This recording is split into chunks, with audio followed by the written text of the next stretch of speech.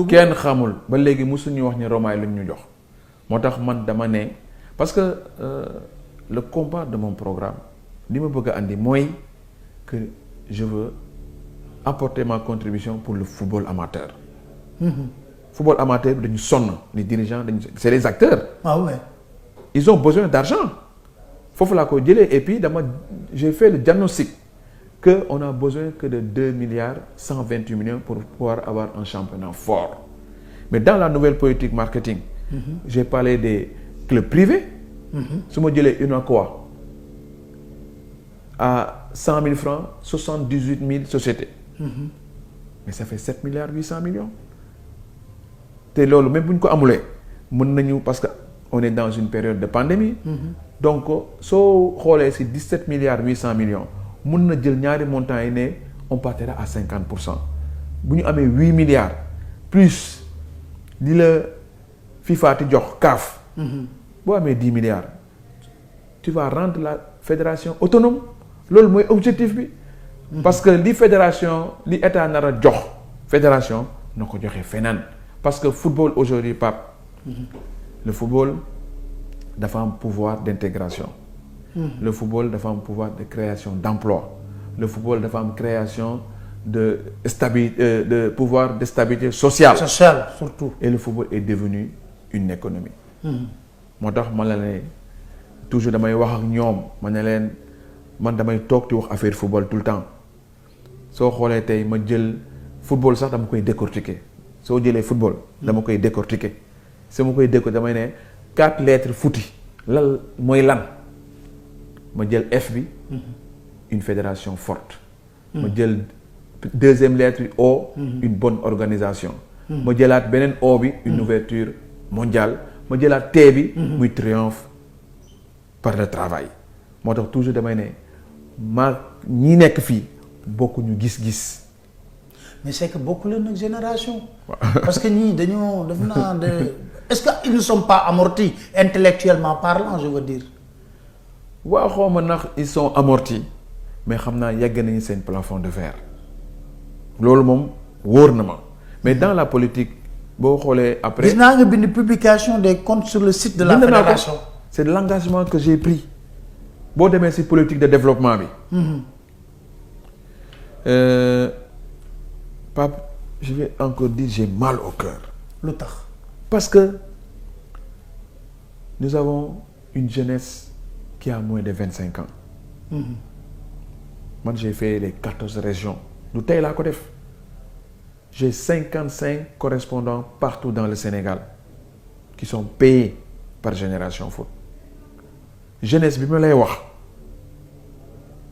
ma def benn point d'interrogation jeunesse boo xam ne tey fédération day jël joueurs yi 3 mois de regroupement amul benn xale boo xam ne day jàng te ñu ci seen centre de Guerrero bi ak Toubab Dialaw ils n'ont pas pensé à mettre des écoles pour xale yi jàng 1200 écoles de football ça fait 120 000 jeunes qui veulent devenir un Sadio Mané. Et moo tax ma ne on doit multiplier les pôles de développement dans chaque région c'est la RSE.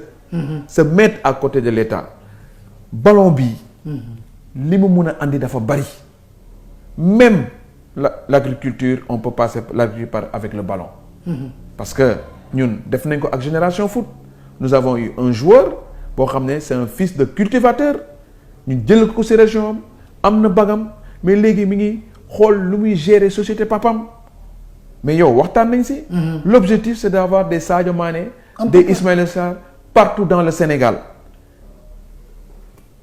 un cahier et un ballon donc moo tax may wax 120 000 jeunes yi pour avoir un bon joueur il faut avoir un bon entraîneur pour avoir un bon entraîneur il faut que ce dernier soit bien formé. Mais Pape cette émission. Si tu n'as pas un bon cadreur. du dox doo dem. du dëgg si aujourd'hui boo toogee fii parce que da nga jàng xam pourquoi aujourd'hui tu es devenu un journaliste avéré respecté par les Sénégalais parce que li ngay wax la. Et je ne suis pas dans le sentimentalisme nekkuma si man ce qui me préoccupe la formation des jeunes ñëpp a bëgg a gagner Coupe d'Afrique mais boo amee une bonne organisation defar xale yi que xale yi aujourd'hui ñu exciter leen ñuy jàngi. parce que c'est pas tout le monde qui va devenir un Sadio Mané mais lu tax ma wax la un ballon et un cahier qui réussirul ci football bi va réussir dans les études. Et c'est pas forcément mën nga réussir ci football. c'est mën nga nekk un excellent joueur am benn 2%. blessure bu la. Je vais être gentil, je vais être sévère, c'est 2%. moo tax ñu def benn un lycée à Génération Foot avec la formation professionnelle l'année dernière 100% de réussite au bac 88% de réussite au DFM donc loolu du caaxaan donc wax naa la nouvelle gouvernance wax naa la infrastructure nouvelle politique marketing la politique de développement et dans la politique de développement les clubs aujourd'hui souffrent ma ne club bu nekk dinaa la jox benn bus pour que ñu mën a transporter seen joueurs mais su ma nee au soir du 7 août dama koy def maa ngi fen mais je peux donner au moins planifier 30 ou 40 bus jox ko président ligue bu nekk pour que ñuy transporter xale yi avoir une feuille de route dërëm boo utiliser da nga ko war a justifier xaalis bi xaalisu mbooloo la. mais yow loolu mooy sa problème est-ce que ñoom gëmuñu loolu parce que la preuve xam nga yow yaa ngi toog fi di wax. les Sénégalais exigent le bilan de mondial bi. Coupe d'Afrique ba tey jii dara. waaw mais yow volonté bi nga am est-ce que bokku ngeen li may wax ay ondes. waaw xaw ma nag bokk nañu ay ondes moo tax man ma ne ondes yooyu dinaa si participer. xam na dina fekk ay ondes. mu am. au moins mu dérégler. mu dérégler na yokkaat si pour que onde bi baax. man j'ai rien contre Augustin moo nekkoon sama conseiller juridique plus de 10 ans kenn gënu ma xam Augustin pour dire que l'homme en question on a une relation fraternelle. mais nous n'avons pas la même vision. C'est banal à la limite dans un pays normal. Voilà loolu rek moo am donc teg programme boo xam ne c'est un programme réaliste et réalisable. mais moom dégg naa génn na benn programme 3 barki démb xaw ma. xam na Pape loolu laa lay waxee am dafa am anomalie. tey kan moo waroon njëkk a génne programme. Augustin parce que yow yaay président sortant yow yaa nekk premier vice-président. comme que dañu ne man awma expérience. voilà loolu laa dégg dañu laa dañu jàkkaarloog Augustin. mu lay wax mais xam nga man damay jotee info yu bari. Augustin na la wéy tu n'as aucune expérience ak affaire yooyu quoi mais dégg naa nga tontu ko tontu yu métti. waaw mais bés boo ñëwee ci consensus bi. léegi ñëwal ci consensus bi. parce que foofu woon leer dégg naa tontu yi man xam naa tontu yi nag mais dama bëgg a waxal ko sa bopp parce que nee nga ko ana Gorée ana Génération Foot. waaw xam na consensus bi waxuma ne c'est dama effectivement démb wax na ko. nee na carrément que Madji dafa taxaw ne ma tout sauf Augustin mais yeggalewul li ma si teg dama waxtaanoon ak samay mag. waaw man loolu moo ma jaaxal tey jii yow nga nekk relativement plus jeune que ñooñu. qu'est-ce qui s'est passé dégg naa da ngeen réunion Sayer Seck Mbaye Diouf Dia yow ay ñëpp ngeen d'accord ci tout sauf Augustin. effectivement am na wala amul. am na mais soo ma permettre ma wax le début bi jusqu'à la fin. voilà allez-y. man le 4 janvier dama déposer sama candidature. ki ma njëkk a oo mooy Mbaye Diouf Dia.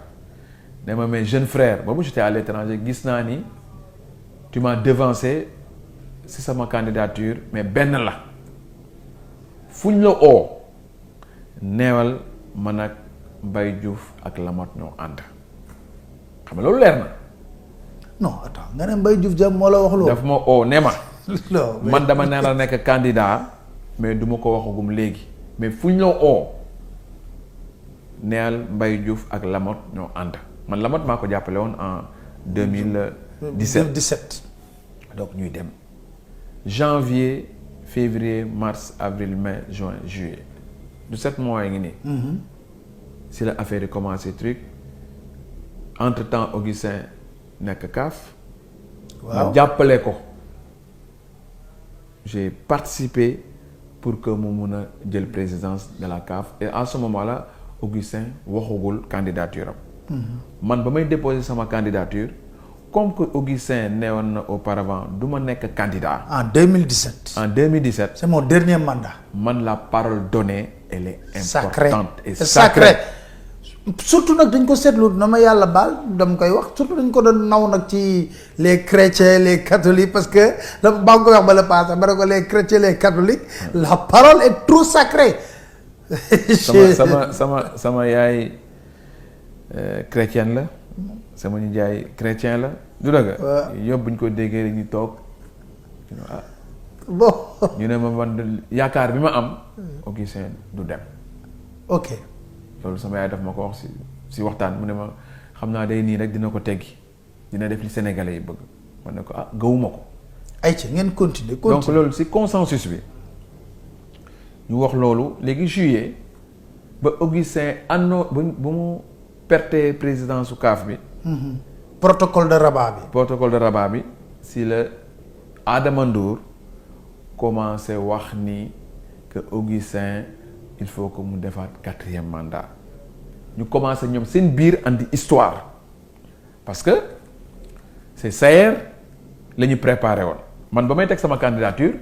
Sayer laa naroon man pour man sama chaland kii bi nu ñu koy owee si sama adversaire Sayer la affaire bi dem ba Augustin ñëw ne finalement ñu commencé ne 14 présidents ligi mais loolu balaa muy am. dañu organiser benn réunion Radisson Diamniadio. Abdoulaye Sow les présidents ligue pour ñu gisee pour que ñu ne Sayer la entre-temps nag ñu dévier 14 présidents ligue ñu yóbbu leen Radisson Diamniadio pour ne finalement Augustin mooy dem. autrement dit ils ont trahi. autrement dit su ma comprendre mooy 14 présidents ligue yi. Abdoulaye Sow ba mu leen di réunir c'était pour porter la candidature de Sayer Seck. Sayer Seck la ñu waroon jël. waaw Sayer Seck ñoom bu ñuy wax. 2017 ba Augustin ti wax candidat dootul nekk candidat. Sayer lañ leen préparé. Sayer mu la ñu préparé woon. waaw ñu dem ba si biir nag changement am seen biir mais waxuñu ko dañu wër nomba Sayer. ok Sayer était extrêmement déçu. il a été trahi par ces gars-là bu ñu ko trahiree nag si le Sayer ñu organiser ñun suñu groupe Ilimane Sayer Talla Mbaye Diouf Dia du dëgg. Lamotte ak man. y avait les 3 candidats ñun ñëpp ñu d'accord si réunion bi tout sauf Augustin. ngeen tenir loolu ñun ñëpp ko nangu woon nag. Sayer Seck. ñun ñëpp 3 candidats yi. Mbaye Diouf Dia ak ñeneen. ñu ne tout sauf Augustin bañ ko waxee Lamotte moo waroon diriger. ce combat là ñu ne léegi Lamotte Talla ak Ilimane yéen vous allez occuper de cette situation ñun après suñu biir dañu xool kan mooy jiite consensus avec un programme. mais yàlla def na man andewoon naa sama programme. donc même Mbaye Diouf sax bu ñuy sayute day wax ñun bu ñu posé question dañu déjà suñu candidat am na programme donc mënoon nañu jël sama programme ñu liggéey si. parce que benn la soxlawuloon Sayer andi programme soxlawuloon Mbaye Diouf Dia andi programme. parce que bu boobaa dinañu tënk kii jiite avec le programme daa may benn la. c'est à ma grande surprise encore ñu ma dégg ñu ne léegi. Augustin la Abdoulaye Sow ooma si lañu commencé def ay tractations dem seeti Youssou Ndour ministre bi gis ko ñu ne non il faut faire un consensus ak yëpp ma ne leen consensus autour de qui et autour de quoi ma ne leen man le consensus c'est tout sauf avec Augustin li ma waxoon auparavant moom laa dëggal parce que je suis un homme de principe et de parole ñu dem ci loolu nag réunion première réunion bi am Talla dem ba ñu demee foofu on a parlé d'élargissement wax yépp Talla ñëw sax jour boobu sax xaw naa jàppante ak Talla ma ne ko tu dois jamais signer ce document là mu ne lu tax ma ne ko non élargissement boo xam ne dara leeru si les textes changé wuñu ko mu ne ma non on a bii dinañ ko changer ma ne ko non dans un an or que les textes on peut les changer entre 3 et 6 mois lu tax ñu koy def ma ne ko man ki waxoon du ma nekk candidat su ma waxee léegi affaire consensus du ma ko gëmuma lu ñuy wax mais comme amoon nañu deuxième réunion ba ñu ñëwee ñu ñëw nuyoo Madi na nga def entre temps Ablaye Sow ne ma Madi il faut ñu dugg ci consensus bi ñu doon dem Tamba comprendre ma ne ko man gëwuma loolu j'ai dit à Abdoulaye tout sauf Augustin mu ne ma mooy il faut pas que tu sois radical ma ne ko non man je suis radical ci Augustin parce que moo ne woon du nekk candidat man daal li ma mën a wax mooy que ñu nañ ko nommé président d'honneur et que ñu mandaté ko CAF képp kuy candidat du tant que Augustin mi ngi CAF kenn du fa dem kenn du fa dem man loolu laa bëggoon concession boobu d'accord concession bi d'accord naa si man maa leen ko proposé léegi ba ñu gisee nag le jeudi 22 juillet à Eden Rock ñëpp ñëw ba ñu ñëwee ñu wax ñu ne bon on va faire le consensus chacun dañ lay déglu après on va prendre la décision si laa leen ne balaa ngeen ni wax tu ñuy oo je préfère que ñun les 4 candidats ñu toog xool kan moo koy jiite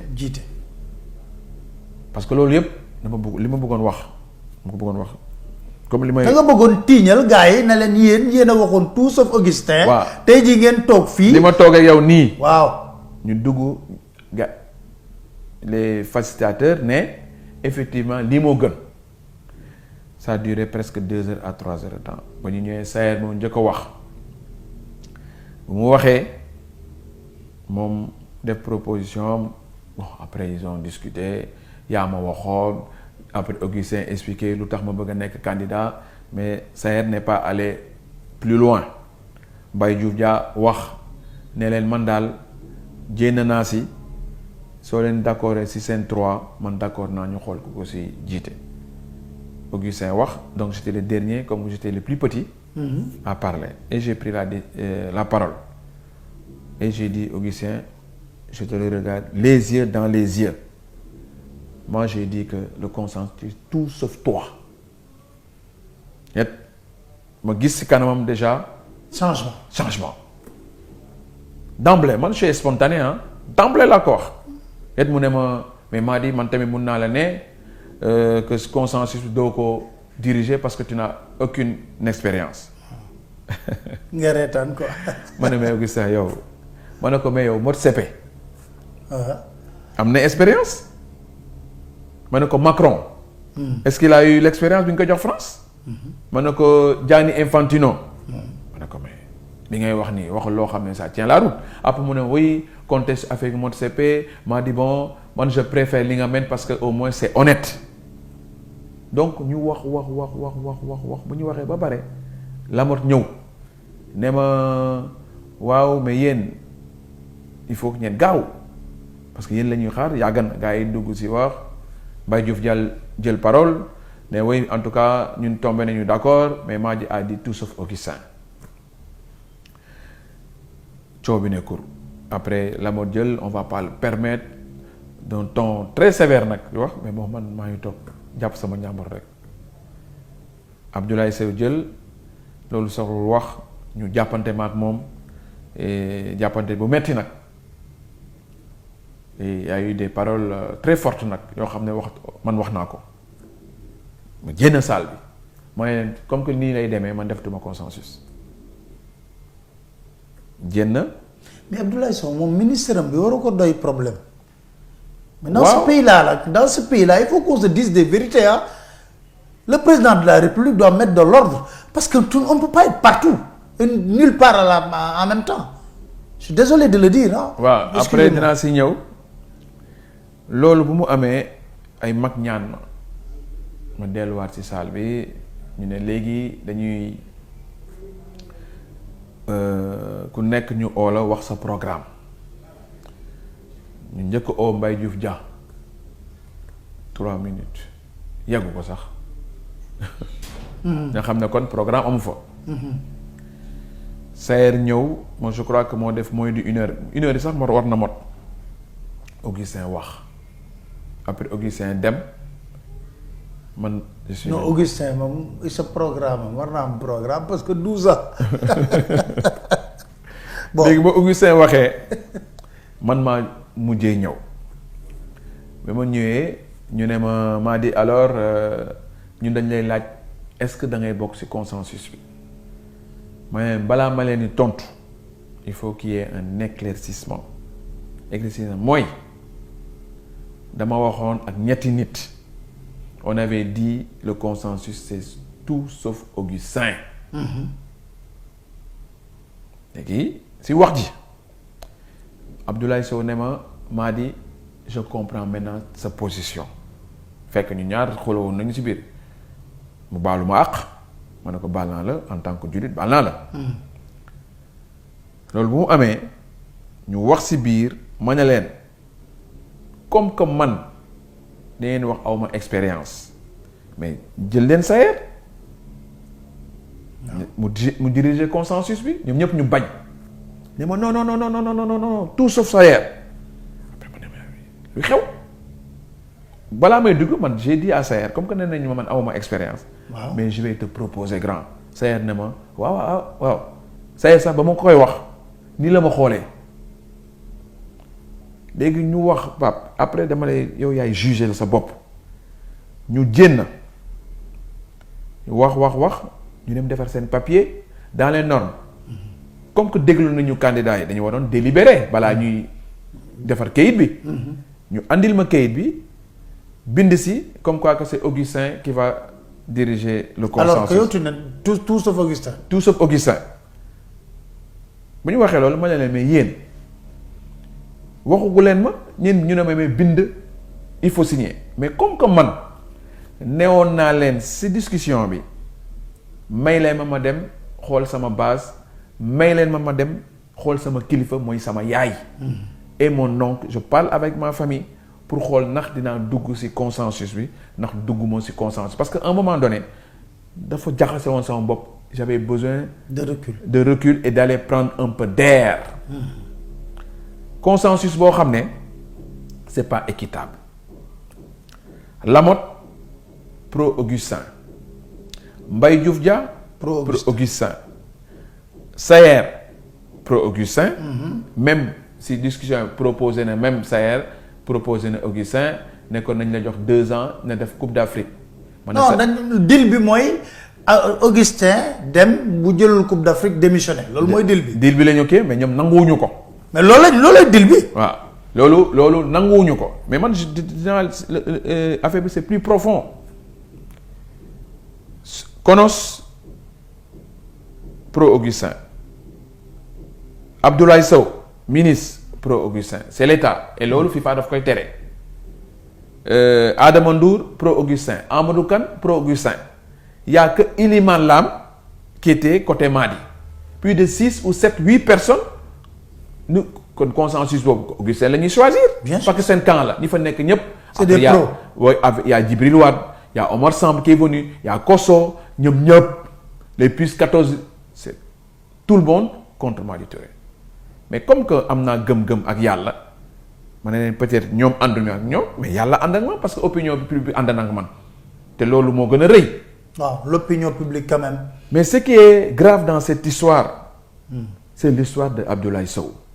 Pourquoi? Mais parce que yaa ngi wax tout de suite que président war na def mettre de l'ordre. Un ministre Abdoulaye Sow c'est un ministre aujourd'hui ñen baal ma il est un peu arrogant parce que ni muy waxee nit ñi su ma amuloon contrôle damay xeex dañ naroon xeex ma ak moom. non saaga nañu sax ci nañu on crée une fédération des réseaux sociaux. waaw ak affaire yooyu ma ne ko yow mais yaa ngi jiite Kaffrine ñaata at. mas nga fa gañ a potu meew. waaw ça veut dire qu'aujourd'hui aucun respect à la population te aujourd'hui yow ñu jox la benn poste ministériel mais li profond li am deal bi xam nga mooy lan. dafa am ñaari yëf. Augustin aujourd'hui a $60,000 $30,000 lañ koy jox début d'année juin ak septembre day am yeneen 30 muy 60 bu defee 2 mandats à 4 ans day am retraite dorée à la CAF loolu lu tax mu bëgg a toog fédération bokk na si. Deuxièmement, Abdoulaye Sow il sait pertinemment que il n'est pas sûr de nekk ministre pendant 4 ans. Donc c'est des jeux de chaises musicales la dafay ne Augustin téyel ma ko ëllëg bu fekkee ni Macky Sall dindi na ma en tant que ministre bu boobaa man dinaa mën a jël fédération bi yow na dem toog CAF loolu rek la te ñi ma ko wax. c'est les gens qui sont seen biir. oui parce que man j'ai appris que Abdoulaye Sow bëggoon na doon candidat mais président de la République dafa na ko munoo nekk ministre nekk président fédération de football da ngay choisir. loolu wax nañ ko mais conflit d'intérêt bi am tey Augustin réunion yi ku wax ñi mu nekkal de. li ñuy wax ci suuf di nga ko wax mu ci kaw conflit d'intérêt bi toutes les réunions de la fédération guddi rek lañ koy defee. frère am moo ko moom. moo ko moom bu ñuy def affaire imprimerie. c'est Graphi Plus. waaw fédération ñu fa nekk ay mbokkam ñoo fa nekk. CAF ay mbokkam la fa yóbbu donc tey bu ñuy wax affaire élargissement gëmuma ko je laisse à l'opinion publique. mais dégg naa tamit damay Cuba yu bëri loo recevoir ba nga bëggee dem ci région yi ñoom metti des pressions pour ligue yi bañ la recevoir c'est vrai. mais c'est très vrai dem nañu Matam dem nañu Kolda c'est pour cela man toujours lu tax may ballon bi may topp je dis non à la violence parce que ba ñuy demee foofu Matam ñoom ñoo joxe mot d'ordre et puis pour te dire que rek Abdoulaye Sow a été malin ba may dem Kaffrine. moo organisé lépp ñu recevoir ma. il a même proposé pour ñu fay salle bi il a même proposé pour fay lekk bi ma ne ko wax leen monsieur le ministre bi vraiment li mu def rafet na mais man j'avais déjà budgétisé sama campagne maa ngi koy remercier si loolu si acte bi mais ña xam ne kon moom dafa bëgg ñuy wax Abdoulaye Sow li mu def baax na mais ñi ñoo waroon am xel 14 régions yi ñuy wax yëpp yooyu yëpp comme li président di wax tout le temps ay waxu kasaw la ay waxu kasaw la aujourd'hui c'est purement un intérêt personnel man dama am programme bu réaliste et réalisable. su acteurs yi bëggee ñu changer nous allons changer notre football et que ñu limiter mandat yi fi ñuy jëm baaxul de. mooy Coupe d'Afrique. waaw parce que Coupe d'Afrique mënoo fa dem dans la désunion. waaw te loolu xol yi am ñàkk ànd opinion bi mer. ba pare ñu ne dañoo bëgg a gagner Coupe d'Afrique. baaxul de yàlla rek a xam. te boo nekk ay mag dem nañu ba taxé ma que je suis étranger. Djibril dem na ba dem bu mu demee Saint-Louis dafa ne carrément je suis étranger comment on peut donner un étranger à notre football. da nga nekkoon mascotte yow. bu jaraaf waaw gis na loolu yëpp génn na yëpp découragement ñëwal dugg ci football bi football boo xam ne depuis 8 ans xam na li ñu may def kenn musuma oo te. boo xoolee consensus aussi démb laaj nañ ko nee nañ ko yow bi ñuy wax consensus dañ la proposer poste de vice-président maa di ñëwal dugg ci consensus bi liggéey parce que vraiment li nga def tu dois apporter mais dara leerul te man lu leerul du ma ci dugg. mais le vote fichier bi est-ce que jot ngeen ko parce que xam nga ñoom déjà dañuy show nii rek pour campagne mais xam nga ne ñoom ni ñuy organiser le vote au niveau de la fédération xam nga ne dañuy njuuj njaaj bu baax. aucune transparence te consensus bi rey na nit Samba Sarr à Pikine ouais. donc consensus dañ ko warul wax parce que le football day unir ñoom aujourd'hui fichier bi laaj nañ leen ko en tout cas maa ngi koy wax ici Dakar Matin. Je lance un appel à la population laaj nañu commission bi fichier bi joxuñu ko lire naa ci journal Record comme quoi que ni Beach Soccer day voté te Beach Soccer musul voté wu ligue benn voix la ñu am, dañu bëgg a jël les 20 clubs su fekkee ne nag joxewuñu fichier bi mu ñëw mu am anomalie lors des élections, je me retire parce que bugguma taal sama réew. Je ne cherche pas la violence. ñoom ñoo war a être transparents, ils sont pas du tout transparents. Augustin nag laay waxal, c'est mooy candidat, c'est le candidat sortant. Il faudra que aujourd'hui c'est la commission moo war a organiser élection yi. Augustin waratul sax wax parce que maintenant c'est un candidat sortant. Pour n'importe qui. N'importe qui. Donc ñun ñaar pour l'instant on est même pied d'égalité. te Seydou Diagne c'est un avocat avéré. war na jël les choses en main ñu teg affaire bi et que le meilleur gagne. Comme que c'est les acteurs qui votent su fekkee acteurs yi seen wàllu bopp décider nañu jox Augustin Lengueye ils n'ont pris jël nañu seen responsabilité bu fekkee man la ñu voter mais ma ne alhamdulilah. bu boobaa man ma appliquer sama programme bi mu leen wax apporter le changement mais comme j'ai toujours dit ce changement est un changement collectif. Ouais.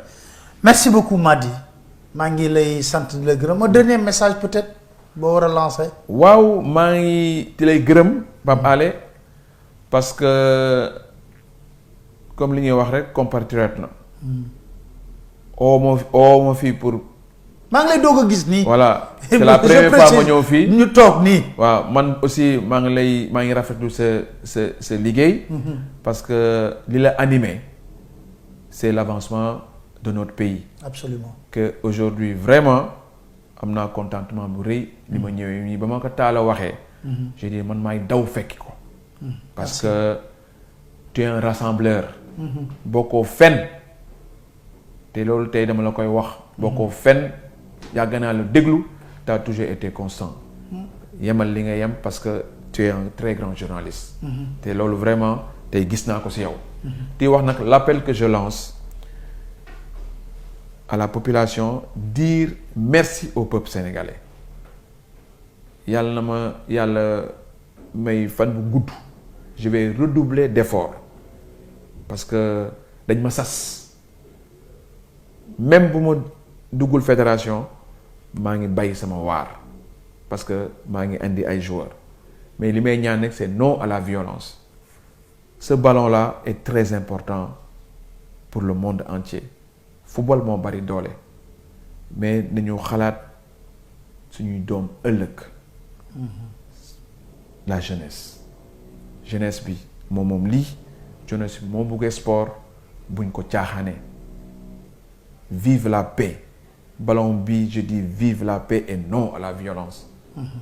na si président bàyyi xel xam na li xew li jot Pikine. Il y a eu un mort d'homme te football dee waru fa am yàlla nañu yàlla musal ci seytaane et je dis vive